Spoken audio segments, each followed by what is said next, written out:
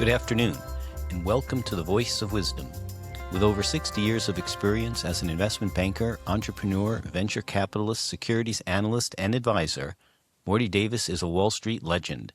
In addition, Mr. Davis is an outstanding economist and highly articulate, incisive, and very entertaining political analyst and strategist. He's Wall Street and capitalism personified. The over 400 companies for which he has raised more than $3 billion over the years have created a countless number of jobs and exciting new products. Through the Voice of Wisdom, Mr. Davis explores, analyzes, and debates the most topical economic and social issues facing our world today. Joining Mr. Davis today for a discussion on the news making the headlines is Len Carter. Len is an investment banker, business consultant, and private investor. And now, Mr. Davis and Mr. Carter. Welcome back. It's Wednesday, 6:30, and we have a regular date for the most exciting podcast on all of the news, cable, everything. Podcast on the most exciting show, and largely due to your input and your cooperation and your participation, and you're acting as cohorts in the presentation of the podcast of the week.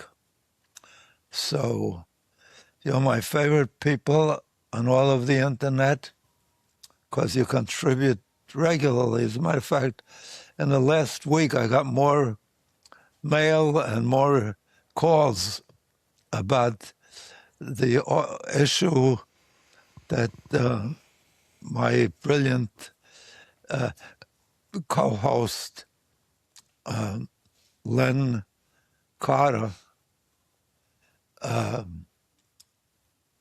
introduced last week, denying Trump's statement that we won the war, because clearly Iran is still, the evidence he shows is Iran is still bombing and killing our military personnel.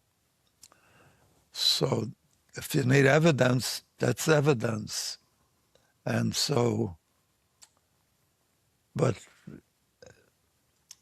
Trump continues to say, we won, we decimated them, we wiped out their leadership, their regime, even the IMG, their military arm of, or what is it called, their Revolutionary Guard. Their Revolutionary Guard. IRGC, yep. It's like their super army. The super arm, yeah. So Len, last week during the discussion we had, made a strong case that Trump is wrong because we didn't win. If we won, if we decimated them, as he said, we totally wiped out their army, their navy, their leaders and everything, they wouldn't be bombing us still. They couldn't, because they would have been incapable. By definition. Right. Exactly. By definition, they couldn't do it because and yet the proof was in the pudding. Exactly. But so I argued against that because I think we did destroy their leadership, we destroyed their navy, their army, everything.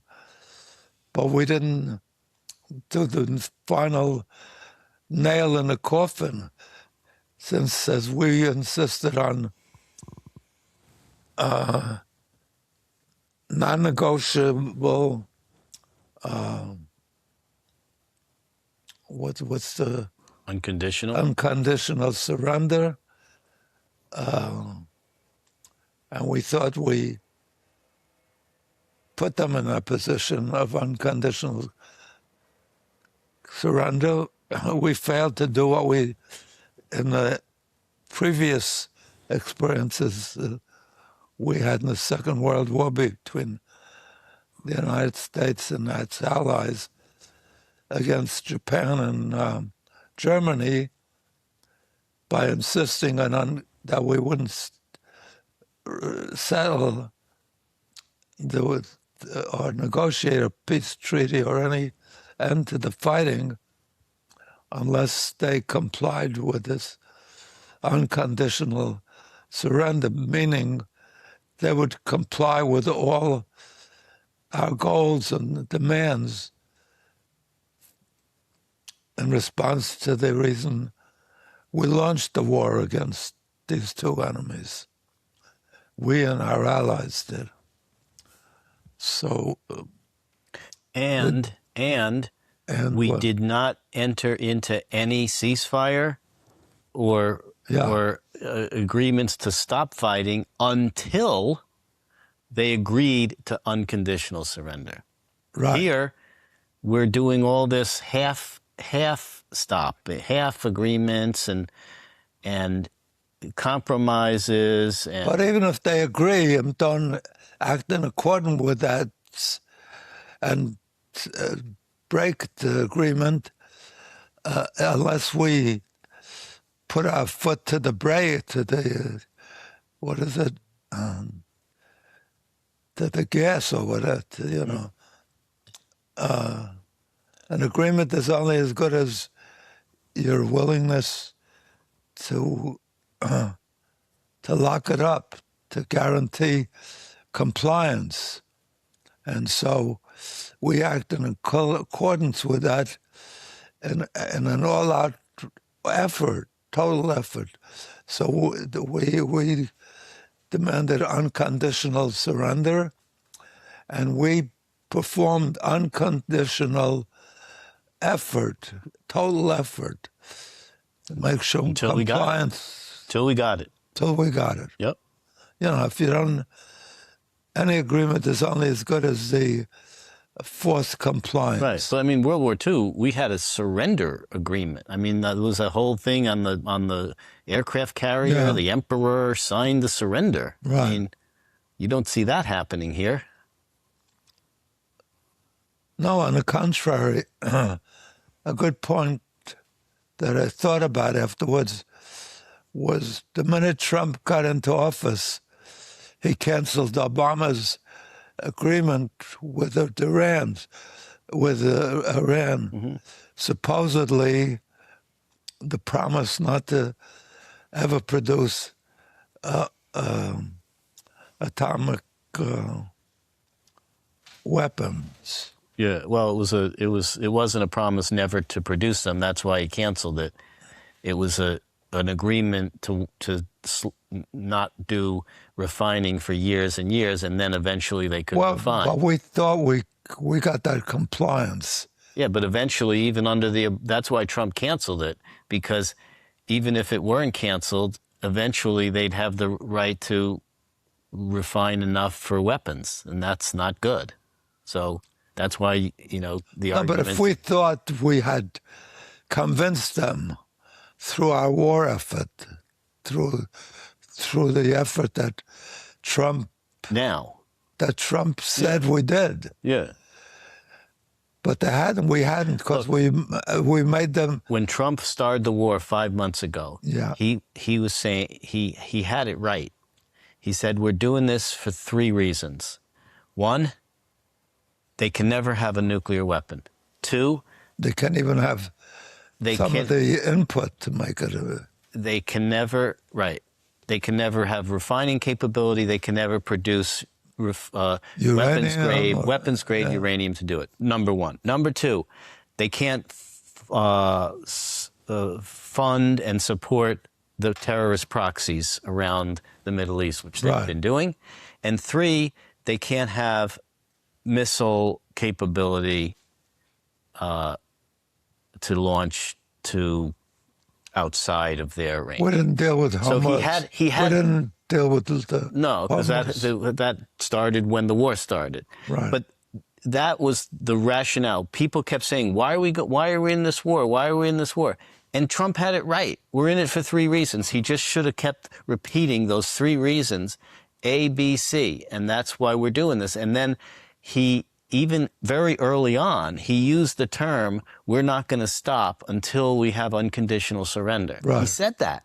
Did he say that? Yes. And then he just, kind of went, he lost his own way because he had the resolve initially. Yeah. And then it just, and then it he didn't started really. with negotiations. Right. But if we did that with Japan and Germany, we'd Correct. still be negotiating. so that's where, this is, and now I think it's really bad because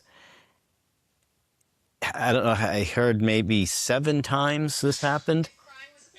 If crime was a full-time job. Like 7 times he said, if you don't come to the table with a deal, I'm going to really, really go hard. Right. And then he backs down.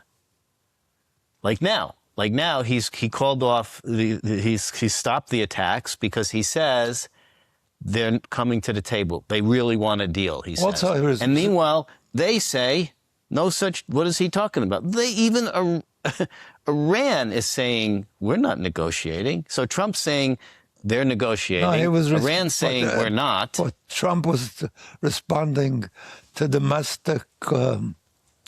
so it's kind of it's the boy who cried wolf. Political pressure Yes. not to lose any more troops. But even though in a war, that's a prerequisite. But threats of escalation don't really have teeth if you don't do it. Right. And that's what's happening, like 7 times. So it's like, what are they thinking in Iran? Like Trump says, this time we're really going to hit them hard. No, but he doesn't. How many times has he said that? But he doesn't act in accordance with that warning. And that's the point. And that's why it's like a boy who cried wolf. You just keep saying we're going to do it. He announced, after he says we're going to do it, he says we're not going to do it because they're coming. We lost 3 troops over the weekend. Well, domestic. No, he'll say we're not doing it because we're close to a deal. He always says they're coming to the. They're begging for a deal. That's what he says. They're begging for a deal. Even before that, he's saying, we don't have the support of our own people because they're against losing any troops. And the only way we could ensure the successful implementation of the agreement is to put troops on the ground. Right. And that's very difficult to get support for. Right. That's tremendous. But that's what... It's the same as Netanyahu couldn't win the war because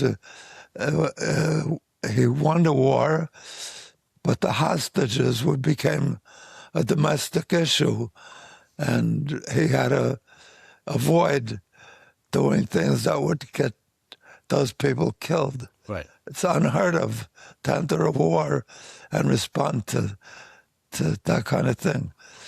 If they said we're going to kill all the military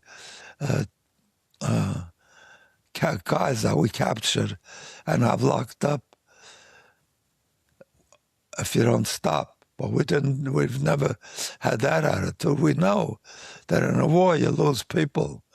And not only that, we protected the demands of the families of the hostages without consideration of the people whose sons and daughters were being drafted to fight the war. So it was a guaranteed loss situation in terms of successfully implementing the goal of the of the war. In a country where you're allowed to have your own whatever opinion you want, you're always going to have some people that don't agree with whatever action's being taken. Oh, sure. And so you're always going to have some percent of the Congress, of the population who don't support the action. But We had that in that's the Vietnam War. right. But I think that's where it's incumbent upon the president to make his case or her case sufficient to the people and the electorate and their elected officials, so that his threats. agenda can be carried out. Right, his Because threats we become- don't we as much power as the president has in our country, Right. it's still not a sole dictatorship. And there are checks and balances. Right. There are 3 branches of government that check and balance the other 2. And so you can't you are forced as a president to live within a world where you're going to have opposition. Right. And so the most successful leaders are ones who can Overcome that resistance. build a consensus to get people who may not otherwise agree with them Right. to agree with them. And I think Trump's approach is often too much of a bully approach, Right. which doesn't always work with Too much people. braggadocio, but not Right. enough action. And not enough conformance. and not enough persuasion. Right. Because it's persuasion, right? It's Or convincing action, or people. acts. But action, even because action can be limited and checked by the other branches of government. The president does not have unlimited power. He has a lot of power. He can command the military to do a lot of things, but he still needs the Congress to appropriate funds.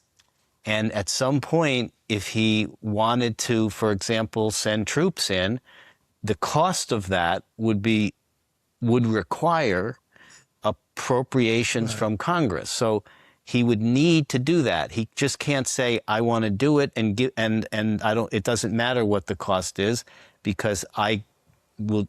He doesn't have the power of the purse. Only the Congress can. Yeah, but he also keeps repeating that he's doing it and then fails to do it, which is even worse. Because then he announces to his own domestic population and internationally that he's not going to do it because he doesn't want troops on the ground. They're all against that. So he's conforming to something that won't allow him to carry out his threats. But he keeps repeating the threats. After a while, the threats don't mean anything. Right. If they see you don't act on it. That's what's happening. Yeah. It's the boy who cried wolf. Right. He says he's going to do it. But he keeps on saying the same thing. And then backs off. He keeps on saying the same thing over and over. We decimated them. We destroyed them. So I say, well, Trump said we beat him. And you say, if we beat them, how come they're still attacking us? So the proof is in the pudding. We beat them, but we didn't beat them. Right. I mean, we didn't act them. See, unlike some issues, which you can just make your case with repeated and unsubstantiated information. For example, when Trump says, "I won the 2020 election," there's no evidence to support that he won the 2020 election, but a lot of people believe it because he says it. And he still says it, Yes. notwithstanding all of the evidence to the Right. contrary. So certain issues, he can get away with that because it's repeating. Right. But and there's no, because the 2020 election was 6 years ago, there's no contradiction today of that. Meaning, the example with Iran is you can keep saying we destroyed them, we won, we decimated, but there's facts to the contrary. And so every day when some American base gets hit with drones or missiles from Iran, that's in direct contradiction to the statement that there's no military, no missiles. Yeah, no, they're totally no. decimated. Right. So the facts on the ground contradict the statements compared to the 2020 election statements, where there aren't a continuously new set of facts every day to disprove that. So that's why he can just keep saying, I won the 2020 election, because there's no new facts to disprove it.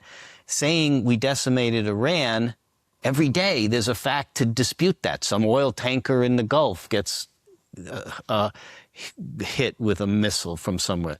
That's the problem with, you mentioned before, you said the U.S. could easily open the Strait of Hormuz. It's a difficult task because it doesn't. It's half as much. People, captains, ships, companies, just being worried. It's like if you think, I should say, that a neighborhood is very unsafe to roam around in, then you're not going to go there, even if it is or isn't safe. Just when you think it might be. So what's happening with the Gulf of Hormuz is, if Iran is saying we're going to attack, but no one knows which ships they're going to attack, and all it takes is one drone to fly in and, attack an oil tanker. So if you're a shipping company and Iran's saying all ships coming through the Gulf of Hormuz are targets, I mean, even if they target, there may be thousands of ships, but all they have to do is hit one of them, and no one knows which one they're going to hit. Even while he's making the threats, says the only way to ensure that, to ensure success and implementation of that, is we have to have troops on the ground. And then he kind of consistently says, we're not going to have troops on the ground because the world is against it, our people are against it, and so forth. So if you decimated them, you should be able to stop them from doing anything. They wouldn't be but able he doesn't to do anything to stop them. Right.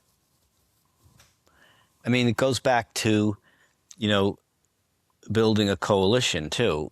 There's the United States is more fortunate than a lot of other countries because we have a lot of domestic oil production and energy production. Places like Europe and China and India, they're all very reliant on foreign oil imports. Yeah. So they have a huge economic incentive to get this smoothed out, to fix this problem. So why don't we do it? Bringing them into the situation as an ally to help. Right, they're in favor of us doing it, but not willing to do it. We don't have. Trump doesn't have the following amongst the domestic audience, but he also didn't make the case strong enough to them to join us. And it doesn't help when you insult the countries and say you are all losers and we can do it ourselves. I mean, it's always better. You're always better off having, even if France has one aircraft carrier, which I think they have one aircraft carrier, it's still better than no aircraft carriers.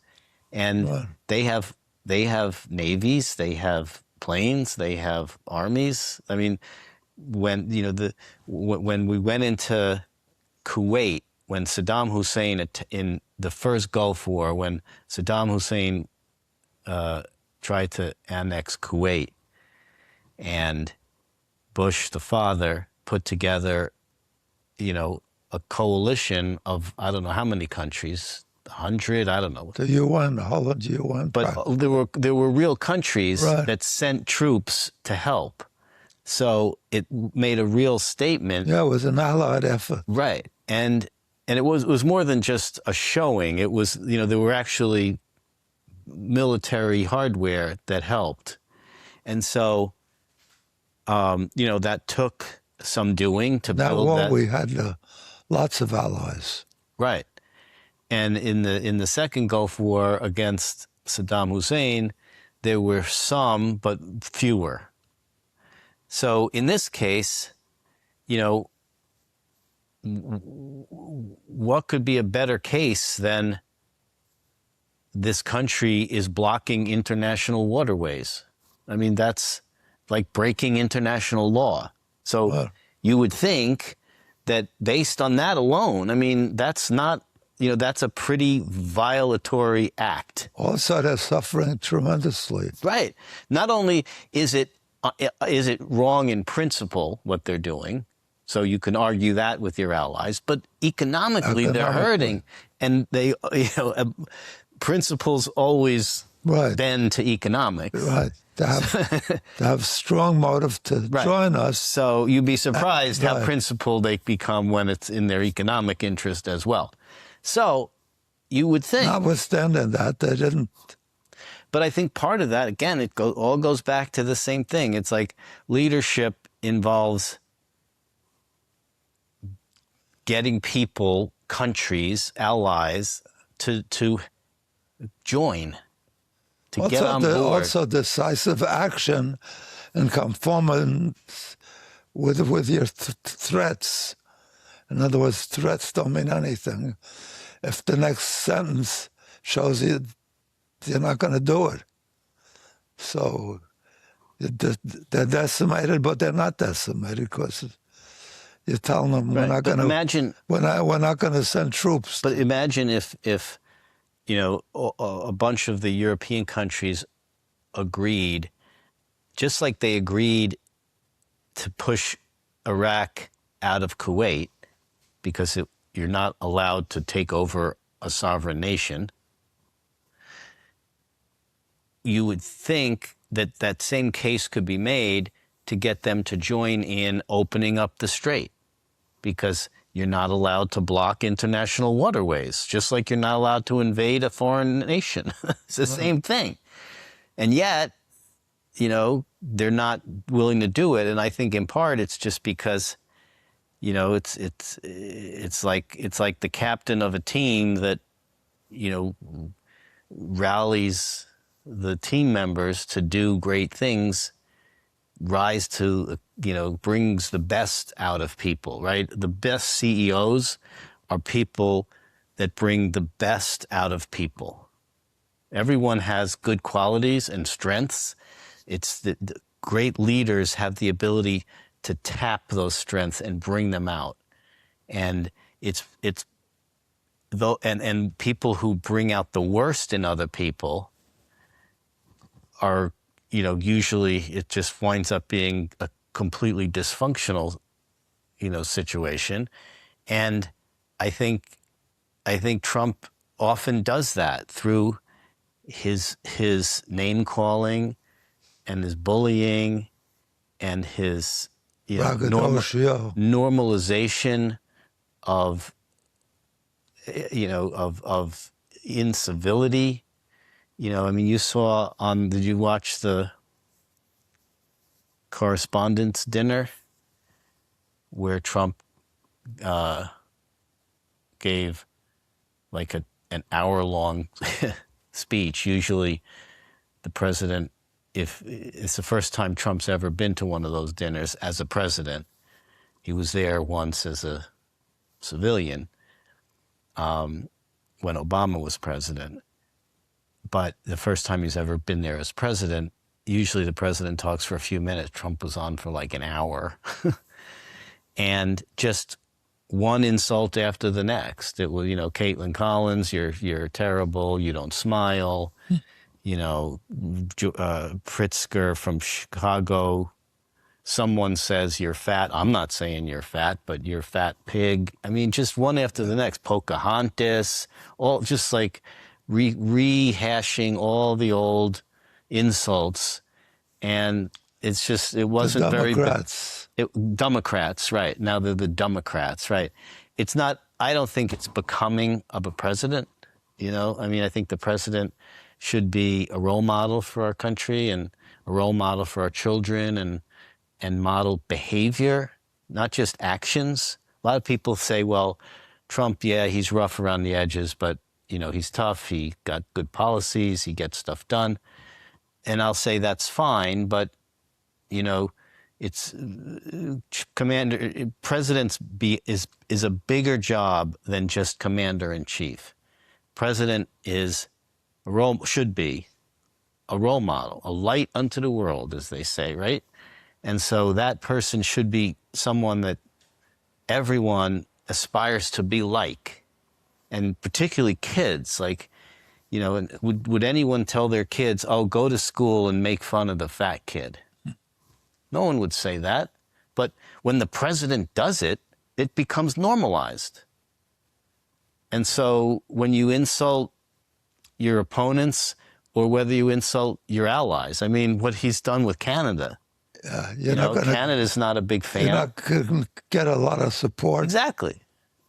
And so... cooperation. Right. Now, he's right. The United States is way more powerful than all those countries, but every little bit helps.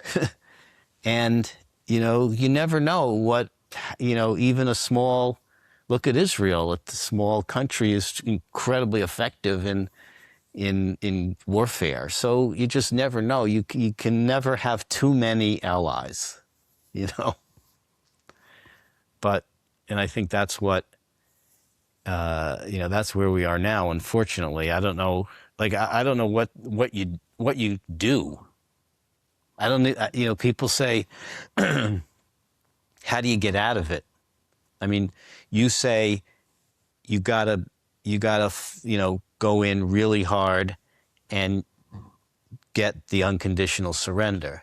And I agree. You gotta do whatever you gotta do to achieve the goal. The problem is, and I agree that's the right, I agree that is the ideological, conceptual right thing to do. I don't believe you should ever start a war. However, yes, you're not willing 100%, to finish. But we are living in the real world where to get boots on the ground takes more than just saying, I want boots on the ground. Yeah. And that's the problem. And I don't know how you do that, because again, we don't live in a dictatorship where the president can just, by edict, do whatever he wants or she wants.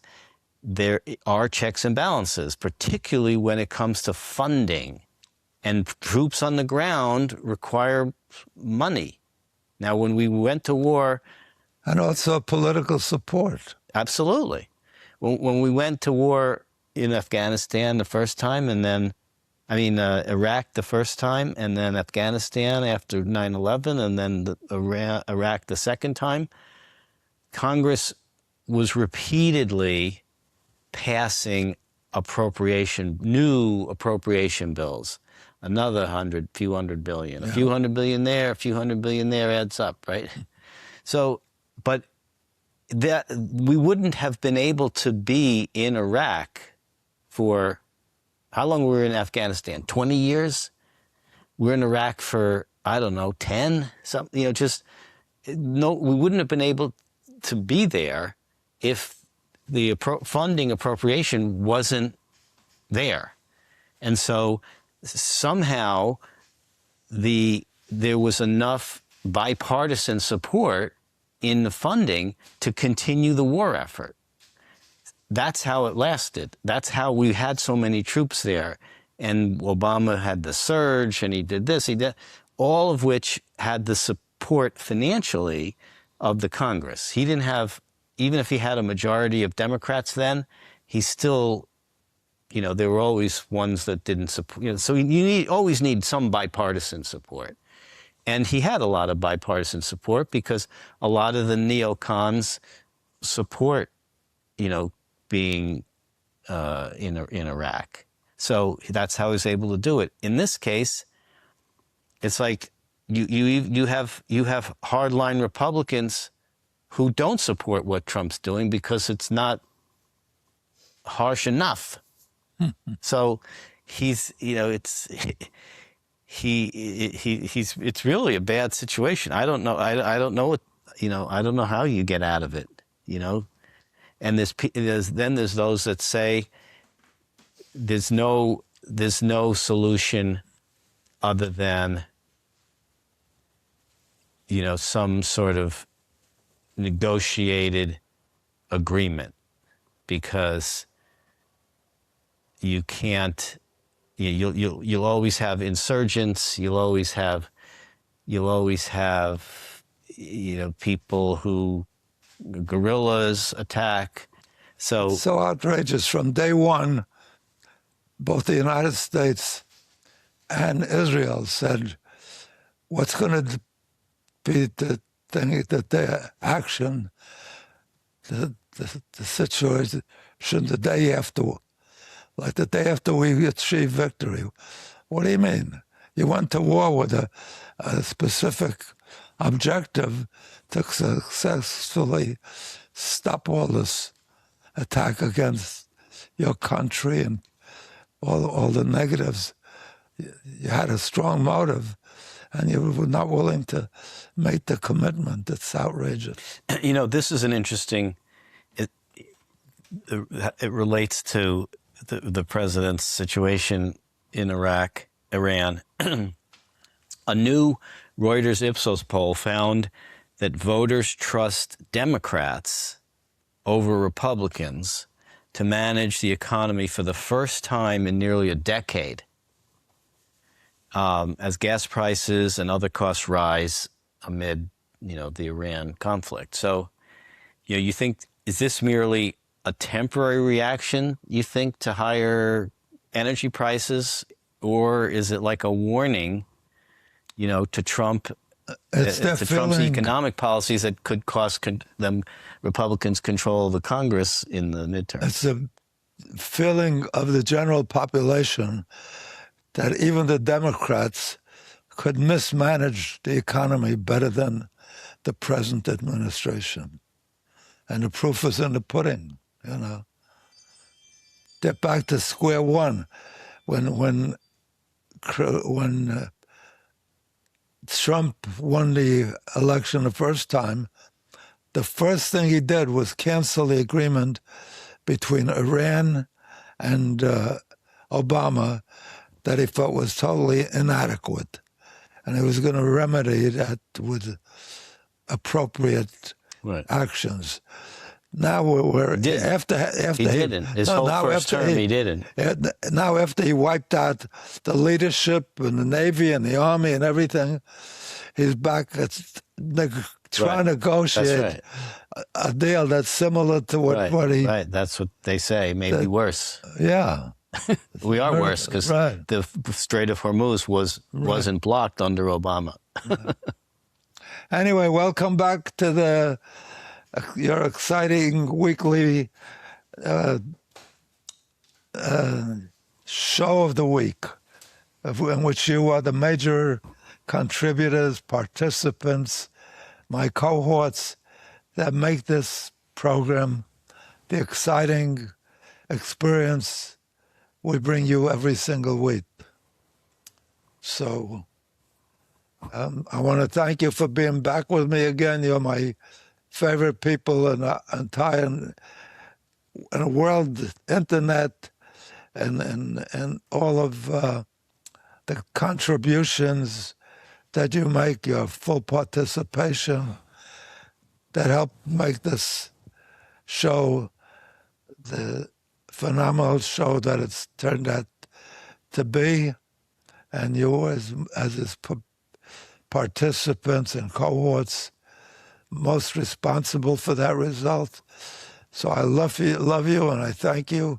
And I also want to thank Len Carter again, for joining us this week. He's a genius.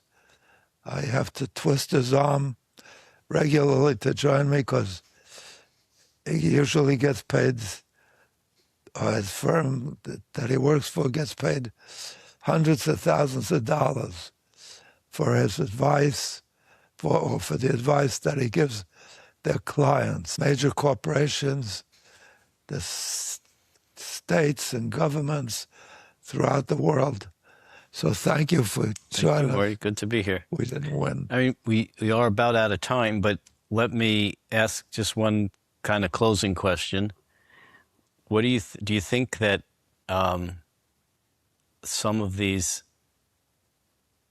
Trump double takes and back and forth are posturing or somehow in the light of maneuvering, positioning for the midterms? Do you think that Trump is Well, he doing certainly what he's doing because he certainly of that? believes that. Yes, he certainly So believes that. you think that some of the He talks about the major victory that we had, incomparable to anything we've ever done in a short period of time, wiped out the. But do you think trying to negotiate a settlement without an unconditional surrender, is he doing that because he's worried if we have if the war isn't ended by the midterms, it's going to be bad for the Republicans? Do you think he's doing that I think because of that's that? part of it, because I think it's not a well-accepted action entering this war, Yeah. and its continuation with us losing our valuable military personnel and blood and limbs and treasure. So he's trying to make this lemon into a lemonade by saying how critically important this war has been, and how successful, and thinking that will help him win. So again, I surrender. You were right and I was wrong, because by his bombing us and killing out three soldiers here for 5 over the weekend, it shows that we didn't destroy him. We didn't devastate him. And your proof is in the pudding, because if we had, they couldn't be bombing us. All right, so we are about out of time, but we will reconvene. Already? We are. When we're having fun, time flies. Yes. Anyway, thanks for joining me this week. Thanks for all your fabulous comments during the week. I thought I would have more time to respond, but they were brilliant. And I can't tell you how much I appreciate the wonderful contributions that you all make to the outstanding success of this Morty Davis show and the podcast that produce from the show each week. So God bless you. Have a wonderful week. I look forward to being back with you, my cohorts, my most beloved internet participants throughout the world. And I look forward to being with you all next week, same time, same station. The Morty Davis fabulous show. So thank you, and thank you, Mr. Carey, again for joining us. Thank you. Always good to be here. Have a great day, you and all your loved ones. A great week. All the blessings that God could bestow on you, right? You and all your loved ones. And I look forward to being with you next week, same time, same station, 6:30 to 7:30, Wednesday night. You and all your loved ones have the most wonderful week ever. So long. Okay. Bye-bye.